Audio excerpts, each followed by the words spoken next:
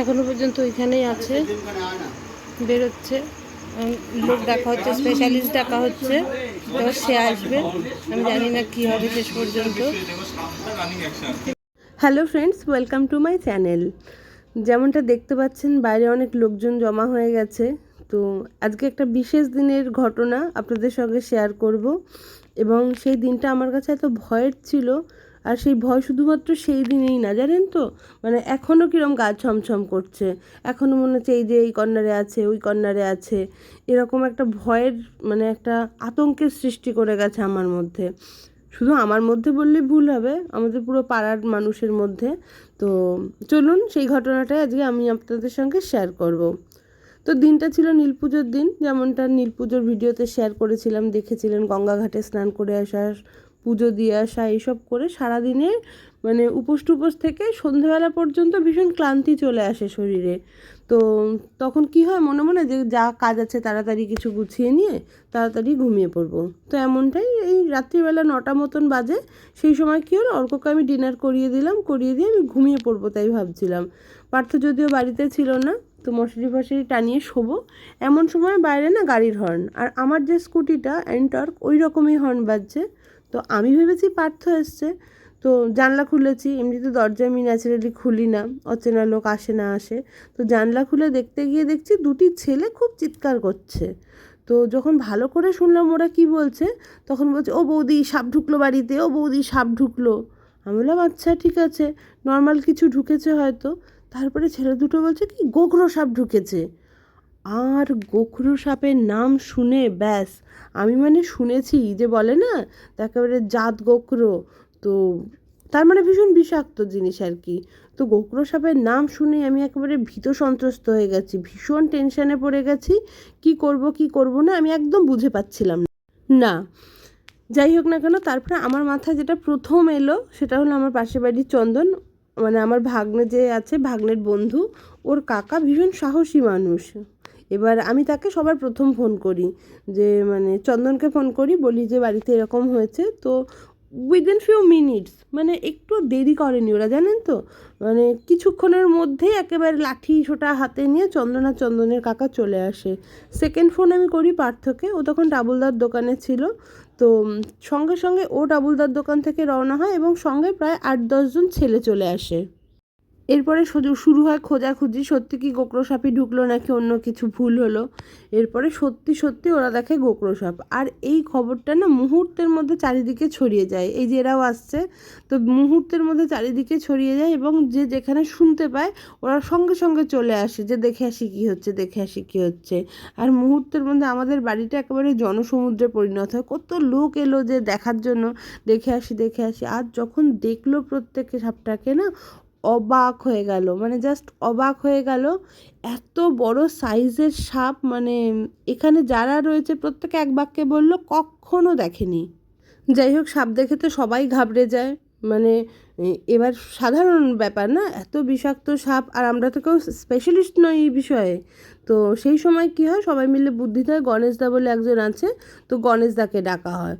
তো ওই যে এসছে গণেশদা, আর ওই যে বস্তাগুলো দেখছেন না, ওইখানেই, মানে আমাদের বাড়ির সীমানার মধ্যে নয় ঠিকই, কিন্তু ধরতে গেলে আমাদের বাড়ি, কাকিমাদের বাড়ি আর আমাদের বাড়ির মাঝখানে স্পেস যেহেতু এটা, ওই যে গণেশদা এসছে, মানে সে নাকি ভীষণ ওস্তাদ লোক এই সমস্ত বিষয়ে। তো সে এসছে, এবং দেখুন ওই যে এটা গণেশদা। তো গণেশদা দেখার চেষ্টা করছে, আমাদের যদিও একটা বড় পারলাইট হাইলাইট করে রাখা হয়েছে, তাও সে হাতে একটা ছোট্ট টর্চ লাইট নিয়ে দেখছে যে কী ব্যাপার না ব্যাপার। আর ওরা যখন বস্তাগুলো দেখুন দেখুন দেখুন, একদম বস্তার উপর উঠে, মানে একটু ভয় ডর নেই এই সমস্ত মানুষগুলোর, মানে একদম বস্তার উপর উঠে যাচ্ছিলো। আর যখন ওরা উঠে যাচ্ছিলো বস্তার উপর, আমি তো ঘরের বাইরে বেরোইনি ভয়ের চোটে। মানে সত্যি কথা বলতে কি, ওই আমার হাজব্যান্ড প্যান্টের বেল্ট খুলে রাখলে পরেও আমি সেটাকে সাপ বলে ভয় পাই। আর যখন সত্যিকারের সাপ চোখের সামনে আসবে, বুঝতেই পারছেন আমার আতঙ্কের পরিমাণটা কত এতটা পরিমাণে বেড়ে যাবে। আর সেইখানে গণেশদা যেইখানে আছে গোখরো সাপ আছে জানে, সেইখানে সেই বস্তার উপর উঠে শটাং দাঁড়িয়ে যাচ্ছে।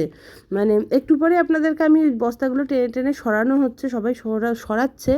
আর আমি দেখেছি, ওরা তো আর দেখেনি, আপনাদেরকেও দেখানো হয়নি। দেখুন, পুরোটা দেখাতে পারবো না, সেটা একটা কুণ্ডলি পাখি ভেতরে ঢুকে গেছে, কিন্তু একটু পরে তার একটা মানে একটা হালকা ভিউ আপনাদেরকে দেখাতে পারবো।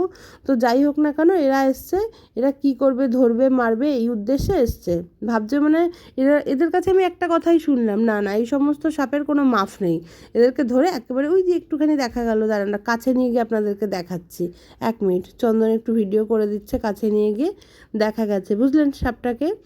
দেখবেন মানে অত তো প্রচণ্ড আলোর সামনে ঠিকঠাক মতন আসেনি, ওই যে পেঁচিয়ে রয়েছে বস্তার ফাঁকে, দেখতে পারলেন? কিন্তু সেই সাপ দেখে প্রত্যেকের চক্ষু চড়ক গাছ। মানে সাপ দেখার পরে মানে গণেশদার যে সাপ মারতে সাপ ধরতে ওস্তাদ, সেও এক বাক্যে বলল, না ভাই একে মারা যাবে না। এক তো প্রথম কারণ সেদিন নীলপুজো ছিল, মানুষের মনে একটা ধর্মভীতি থাকেই, সবার মনে থাকে।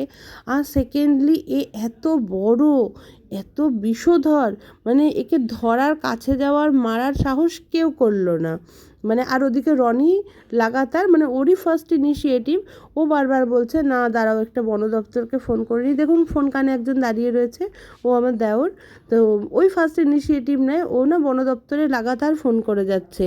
আসলে এটাকে মারার ইচ্ছা আমাদের কারোরও নেই, কিন্তু ভয় যাকে বলে, ভয়ের ফলে বলছি মেরে দাও মরে দাও, কিন্তু মন তো মানতে চাইছে না। না মানে একটা নিরীহ প্রাণীকে এইভাবে শেষ করে দেওয়া ঠিক না, আমরা তো তাকে জন্ম দিইনি, তাহলে তাকে মারবো কেন? তো বন দপ্তরকে ফোন করা হচ্ছে। এখন রাত্রি 11:46 বাজে, এখনও সে সেই জায়গাতেই রয়েছে, আর আমরা সবাই পাহারাদারের মতন দাঁড়িয়ে রয়েছি। আর কাকু কখন থেকে আমাকে বকা দিয়েই যাচ্ছে, তুমি কেন ভিডিও বানাচ্ছ। কিন্তু এত বড় একটা ইম্পর্টেন্ট টপিক আপনাদের সামনে তুলে না ধরলে পরে হবে না। এখনই বন দপ্তরের লোক আমাদের মাঝে এসে হাজির হবে। আর বন দপ্তরের একজন পশুও চলে এসছে, এই যে কুকুর চলে এসছে, রনি আনতে গেছে, আমরা অপেক্ষায় রয়েছি। খুব শিগগিরই মানে বন দপ্তরের লোক আসলে পরেই আমি সেটাও আপনাদের সঙ্গে শেয়ার করব। আর এটাও ভেবে দেখুন, আমরা তাহিরপুরের লোকেরা কত দয়াবান, অন্য জায়গায় হলে হয়তো মেরে ফেলতো সাপটাকে, কিন্তু আমরা কিন্তু কিছুতেই সাপটাকে মারলাম না। সেই সন্ধে 9টা থেকে ওকে পাহারা দিয়ে বসে রয়েছি। সাপটার এক ঝলক আপনাদের দেখাতে পেরেছিলাম, কিন্তু বাকিটা আমারও সাহস হচ্ছে না, দেখাবো নিশ্চয়ই। এই বন দপ্তরের লোক চলে এসছে, আমাদের মাঝে চলে এসছে বন দপ্তরের লোক। আমি আগে ভিডিও করতে যাই, ওরে বাবারে।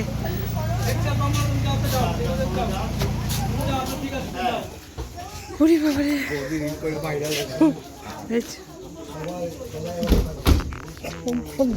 চমকে না কিছু বলে, ওরে বাবারে।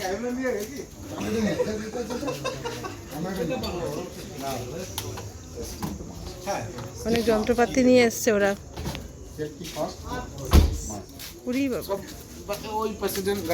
আচ্ছা হ্যাঁ হ্যাঁ চলে যাচ্ছে সবাই। আচ্ছা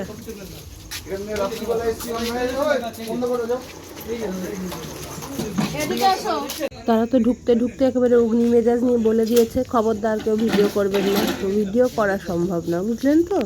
তো ভিডিও করতে না করেছে, আর আমাদের তো বাঙালির বুদ্ধি, যখন মানে কোনো রাস্তা নেই তখন আবার আমরা একটা রাস্তা বের করে নিই। তো আমি চলে এসেছি আমাদের ছাদে চুপি চুপি মানে ফোন ক্যামেরাটা নিয়ে, এবং এখান থেকেই আমি ভিডিও করব। মানে যতটা যেইটুকু পেরেছি ভিডিও করেছি, আপনারা দেখুন। মানে ওরা সত্যি তৎপরতার সঙ্গে এসেছিলো, মানে একটু দেরি না করে, যতটুকু মিনিমাম টাইম নেওয়া প্রয়োজন নিয়ে চলে এসেছিলো। এবার দেখুন যাচ্ছে সব গাম্বুট ফুটপুরা, ওরাও আবার একটা লাইট নিয়ে এসছে, কিন্তু ওদের থেকে আমাদের বাড়িতে যে লাইট রয়েছে সেটা আরও বেশি মানে পাওয়ারফুল ছিল। আর এই লোকটাকে দেখে না মানে অর্ক বলছে কি, ও মা ইন্ডিয়ান আর্মির লোক, চল। উড়ি বাবারে, ওই যে বেরিয়ে গেছে। ওরে বাপরে, মানে এখনো পর্যন্ত, মানে সেই দিন তো যা ভয় পেয়েছি, এখনো পর্যন্ত ওর আতঙ্ক আমার মন থেকে কাটেনি, সত্যি কথা বলতে কি। মানে দেখলেন এখনো পর্যন্ত দেখে সেই আমার হাত পা বুক সব কেঁপে উঠছে। ভয়ে টেনশানে এই যে সেই বিষধর জিনিসটি, যাকে নিয়ে মানে এতক্ষণ এত লোক তোলপাড় করছে, মানে ভীষণ বড়, আমি জুম করে মানে আনতেও পারিনি, আর প্রচণ্ড আলো পড়ছিল। সম্ভাবনা দেখছেন এই যদি বাড়ির আশেপাশে ঘুরে বেড়ায় আপনার ঘুম আসবে। মানে সবাইকে নিয়ে বসবাস, এই যে অ্যাট লাস্ট বুঝতে পারছেন তো আপনারা, এই যে এইটা মানে যখন ফনা তুলছিল এই রকম মাথায় একটা স্পট যেটা থাকে, যেটা দেখলে বোঝা যায় যে এটা বিষধর, সেই সমস্ত কিছু এই যে বাক্সের মধ্যে ঢুকলো। যাক বাবা শান্তি। যাকে এই যে সাপ ধরে নিয়ে চলে গেল বন দপ্তরের লোক, আমরা একটুখানি বাঁচলাম।